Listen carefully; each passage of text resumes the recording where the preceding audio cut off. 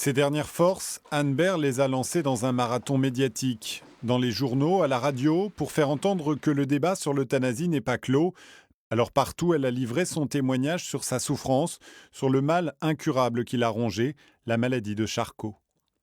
Tous les muscles donc meurent, c'est la paralysie, progressive qui devient totale, jusqu'à ne plus pouvoir, déglutir donc manger, être nourri par une sonde dans l'estomac directement et les muscles pour respirer.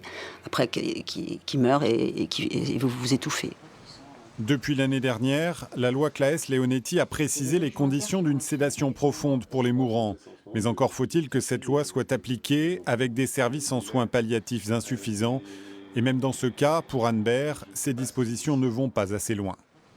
Le seul petit espace qu'on laisse au malade, on lui explique qu'effectivement, on lui demande de rédiger des directives anticipées, de désigner une personne de confiance s'il ne peut pas s'exprimer.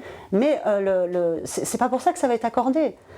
Si l'équipe médicale ou si un des membres de l'équipe médicale juge que c'est contraire à ses convictions, qui sont toujours des interprétations, un psychologue va dire « Ah oui, non, mais là, j'ai vu dans son regard, il ne veut pas finalement la sédation profonde. » Enfin voilà, on assiste à quelque chose mais c'est surréaliste, quoi, que ça se passe comme ça. Et là, on nous explique que le malade a le libre choix.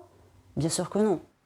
Alors Anne Baird a interpellé le monde politique. D'abord les candidats à l'élection présidentielle, puis la ministre de la Santé. Réponse, on ne rouvrirait pas ce débat trop sensible. Qu'à cela ne tienne, s'il fallait qu'elle le porte seule sur la place publique, elle s'en est chargée à travers un livre. Pas pour elle-même, c'était trop tard, mais pour tous ceux qui viendraient après. Moi, mon parcours, il est fait. Ma vie s'achève et elle va s'achever en Belgique. Donc, moi, je suis arrivée au terme de ma vie. Mais je suis persuadée, j'en suis convaincue que cette loi aboutira en France. Lors de notre rencontre avec l'écrivaine, chez elle, près de Saintes en juillet dernier, tout était déjà planifié. Les conditions de sa mort, en Belgique, selon les termes autorisés par la loi et avant la sortie de son livre.